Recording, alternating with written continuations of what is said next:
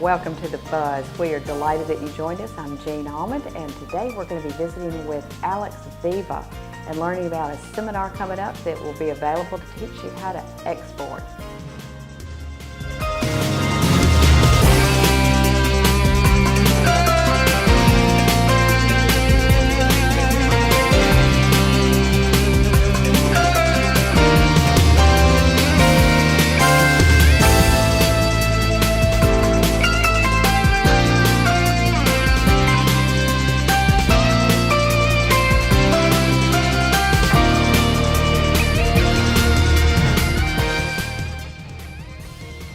Our show today is brought to you by Roger G. Taylor and Associates, and we really appreciate what they do to help teach us about what's going on. Let's take a look at some recent activities of the Chamber.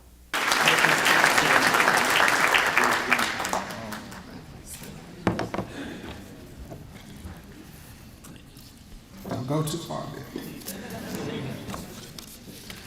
Told them to leave me the book. I would like to now give special recognition to the officers and directors who are retiring from the board. And I'd like you to please stand as your name is called. Retiring from our executive committee. I'm sorry, am I doing something again?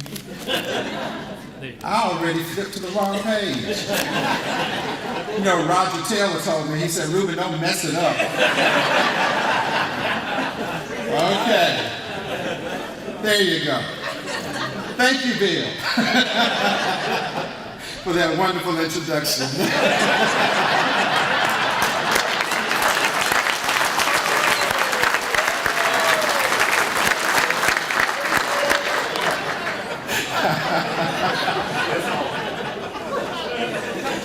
He's a great guy. I'm going to come off this page. Everybody knows I can't read when I get in front of a mic.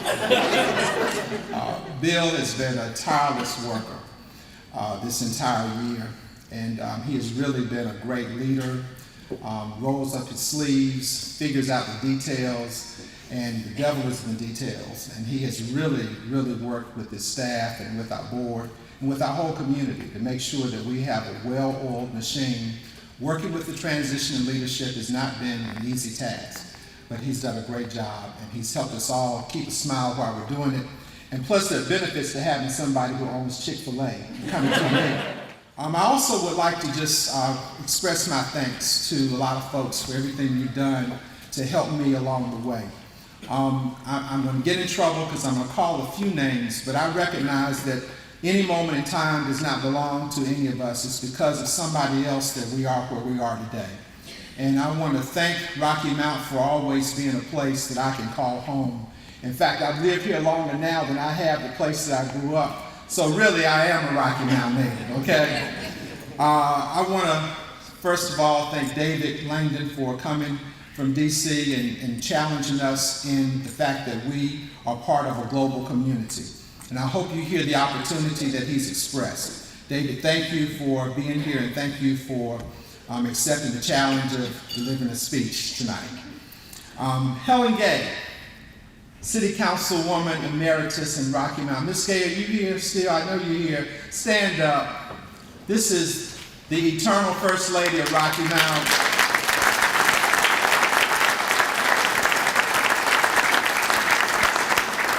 That's the lady who came to my office one day and said, "You need to be on that city council one day, young man." And thank you, Ms. Gay, for encouraging me. I want to also thank my board of directors at OIC for giving me the flexibility to do what I do and not questioning the fact that I'm out and running around all the time. So this is my board. Thank you so much, OIC, for giving me that ability to do what needs to be done for our community. We are excited to have Alex Viva as our guest today. Welcome to you. Thank you. Thank you. It's nice being here. Well, and we're going to learn about something that, quite frankly, I had to do a lot of homework to get ready for, so I'm hoping that everybody watching will learn too. But the reason, the timing for you're coming to talk about exporting business in North Carolina is because we're going to let you know how you can sign up if you have any interest at all for an event at the Gateway Technology Center at North Carolina Wesleyan College on February 20th. Yes. But first off, and that again, would learn all you need to know, or most of what you know, and make contacts with people who can help you explore further. But Alex, you have an interesting background. You actually even did some work or educational work in Spain. Have numerous affiliations. I'm not sure which of your hats you claim the most, but you tend to work with a lot of entities. Well, I'm just to let you know what I am the International Business Development Counselor for the Small Business and Technology Development Center, better known as the SBTDC. We are a program of the University of North Carolina system, so we have offices at every single campus across North Carolina, here to help small and mid-sized businesses to grow. My focus is on international. I've been doing international business for 30 years. It's strange to think it's been that long, but something that I've loved to do ever since I was young. My mentor has always been my father, and I remember getting up one morning to go do my paper route back when there used to be paper boys. And I heard some voices coming from the kitchen, and strange, I hadn't heard it before, and there was my father speaking in Italian on the telephone, and I just sat there in amazement looking at him, and when he hung up I said, "What was that?" He goes, "Well, I just finished doing a transfer of technology deal with Olivetti in Italy," and he was just talking to the CEO of Olivetti, and I said, "That's what I want to do." Yeah. So my focus, both with my education and then my experience, has always been around international business.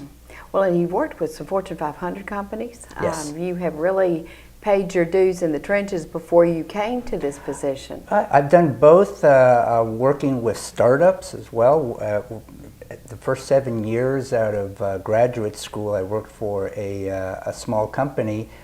What we did was develop the international networks, sales networks for small startup companies in Silicon Valley.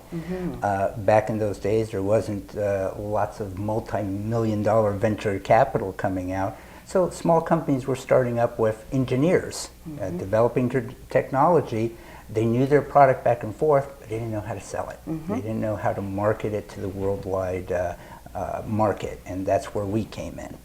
And then from there, I also worked with some pretty large companies, helping them grow and actually turn around a couple of times their international business. In fact, a couple of them that you did. Yes. And international trade is very important for our future, isn't it? Oh, absolutely. If you look at the worldwide market and just look at consumers, 95% of the consumers live outside of the United States. Even the U.S. can be maybe 25% of the world's market in terms of economic strength, but you have some very, very strong markets out there. Again, 75–80% of the world's economic strength is outside of the U.S. So there are huge markets on there. The U.S. isn't growing as quickly as other markets, and so for companies to continue expanding, they need to look beyond the borders. I read that part of what will be taught is developing ideas of even products where their needs abroad, such that people coming to the seminar that day can come just knowing nothing except, I'm interested in this, give me ideas, tell me what the process is, and just really very much of a wonderful education that day. Well, it's true. In export universities, and this has been going on for several years, and export universities are sponsored and really run by the North Carolina District Export Council. And the District Export Council is a membership, a group of individuals both in business and in government that are involved with international trade. They're actually named to the DEC, the District Export Council.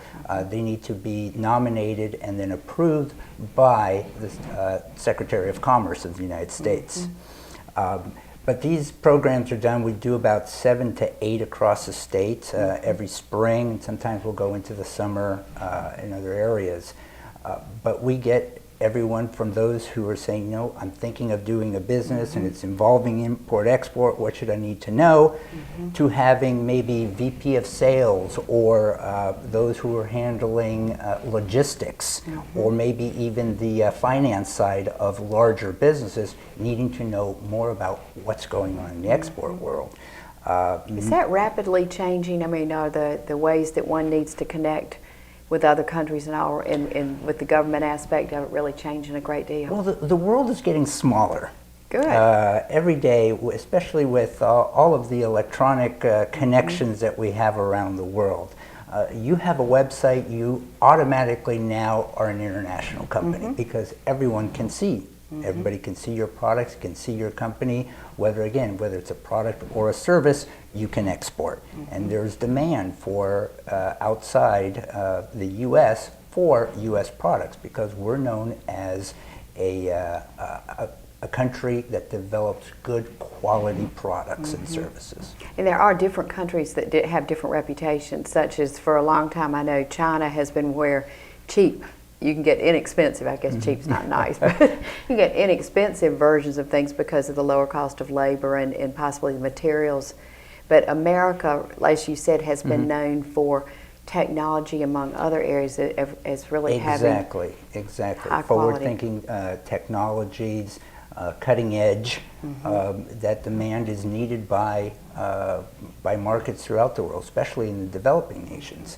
Now we're seeing that change going on. China in the past decade or so has been growing very strong because of manufacturing and the low cost. But previous to that, it was Mexico that a lot of people were going to. And that's going to change and evolve as we go along. We're also seeing jobs being brought back to the U.S. Good. because of those quality. We're seeing the manufacturing starting to grow. We're seeing companies saying, now that the standard of living is growing in other countries, it's becoming more and more viable to bring those jobs back here, use automation, and develop high-quality products to then export throughout the world. And with the cost of transporting them back and whatnot, I mean, I think very few people would not want to buy something made in the U.S. if they can to support our own economy.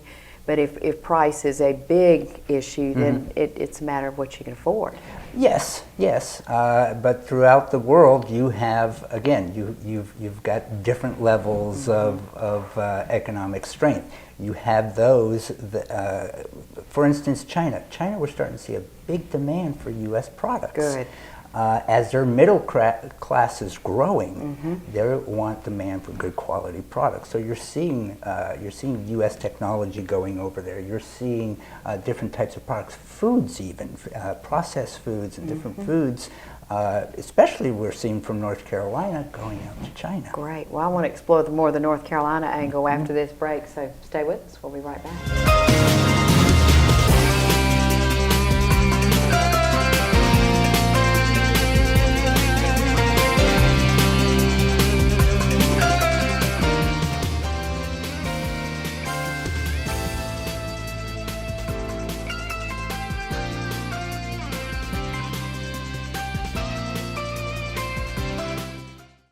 We want to thank Roger Taylor and Associates for making this show possible. When you see Roger around town, tell him how much you enjoy it, because hopefully you, like I am, learning a lot more about what's going on in our community. And in particular, Alex Viva is our guest today, and we're talking about Export University. Yes. That will be on February 20th at the Gateway Technology Center, joint venture with Wesleyan, North Carolina State University in East Carolina. A perfect location to invite people, and I believe it's from 8 to 3 or 3:30 that day.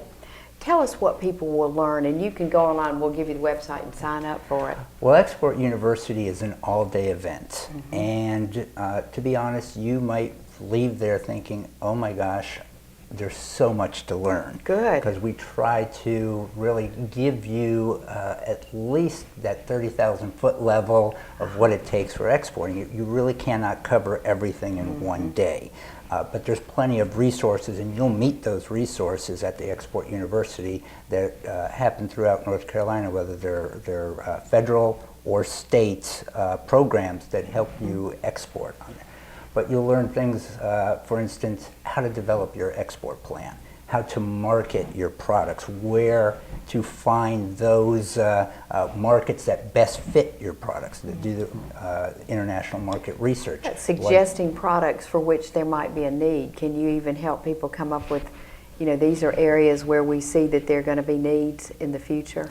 Well, that's one of the things that will be covered, just some of what are the demands out there for U.S. products. Typically it has been high-tech products, but really we see from everywhere. I've got companies, for instance, one in Wilmington, that they sell waterproofing for iPhones and iPads. You think, well, not such big high tech, but they've been able to develop the products so well that they export. I've got companies that are involved in foods and processed foods. You hear a lot of talk about some of North Carolina's products. For instance, Miss Jenny's Pickles has been on television a lot. She was on 60 Minutes because she's exporting her pickles. And, Great. we have a company right here in Nash County, close by, that's exporting their processed foods, organic foods throughout the world. So it can be anything, and again, not just a product, but a service. And there's demand for education, there's demand for architectural needs, engineering needs, engineering in terms of fixing things. Right? We have a company in the Triad that they now export to 60 countries, but what they export is their know-how, not necessarily a product. My son works for VMware, and they're getting into international presence with what they do. We want to attract, we've all heard about the imbalance of trade through the years. We want to bring more foreign dollars into our country. Right.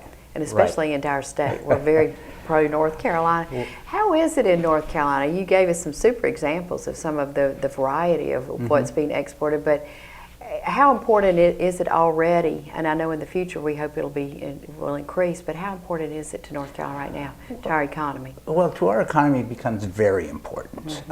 What exporting does is help expand the markets, which then allows you to hire more people, okay, and get those jobs. So if you're producing a product, you're a manufacturing company, if you can increase your markets, you're going to need to hire more people, maybe purchase some more capital equipment.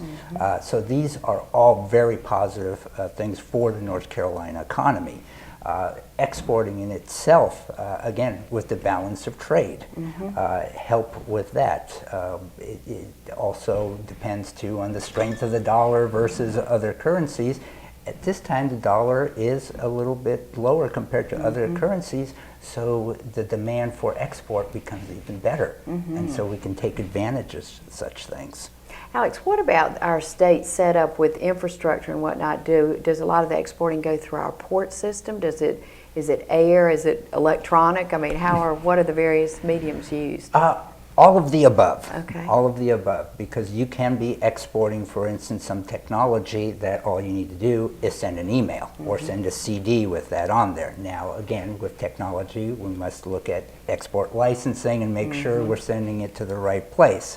Again, it depends on the product, it depends on your service out there, but you may need an export license. You may need an export license even if we're chatting right now here in Rocky Mount, North Carolina about a certain technology. If you were a foreign national and I was talking to you about my technology, I would need to have an export license to give you that information. All the more need to come to Export University. Absolutely. And I think as much as anything, what I'm learning at that is people will go away with a big list of contacts.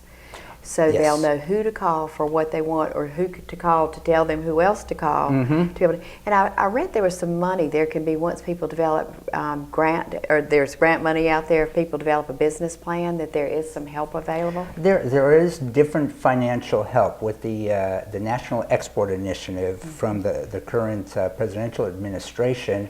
The SBA has some export working capital, as well as the Export-Import Bank of the United States, which isn't a bank, but they work with commercial banks. They'll work with your commercial bank to loan money or a line of credit to develop products for exporting.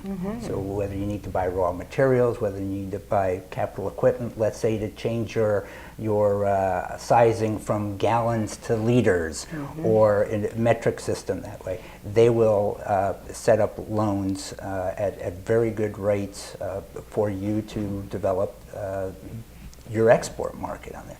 And there's funds available to do marketing overseas.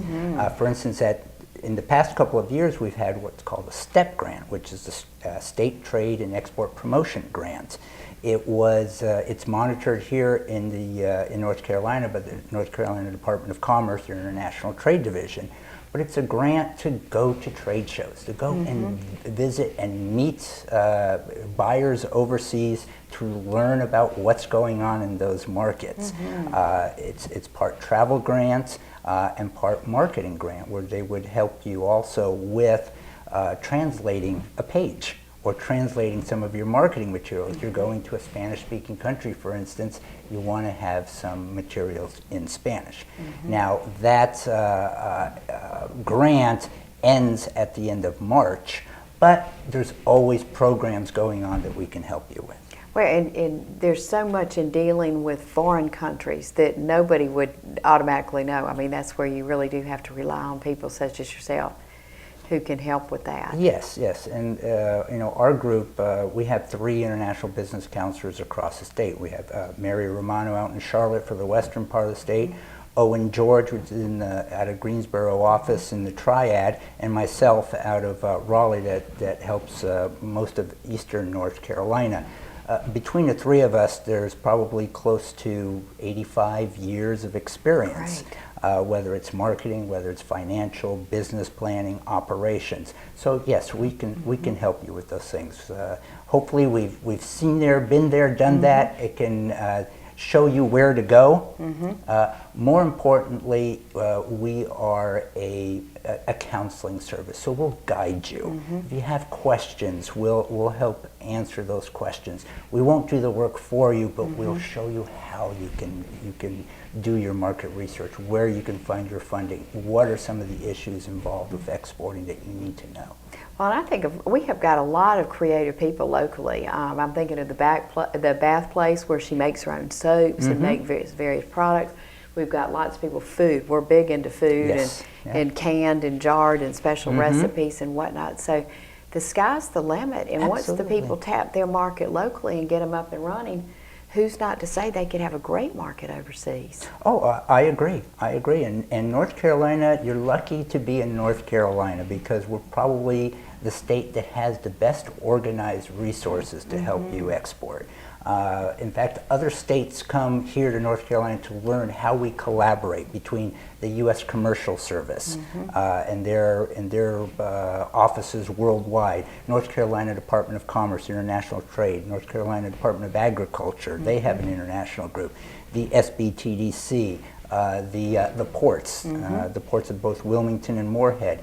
We all collaborate and talk and share information that a lot of states don't do. So just being in North Carolina automatically gives you that advantage to export, which others may not have. That's a great note to end on, Alex. Thank you. And we're very fortunate to have you too. So thank you. And remember, we'll put it on the screen how you can sign up for this. And go and learn what you can learn. You might just have some seed planted that down the road you can think, wow, I need to revisit this and I can do this, or you might already have an idea that would be perfect for it. So thank you again. Thank you very much, Jean. And thank you. Have a great day.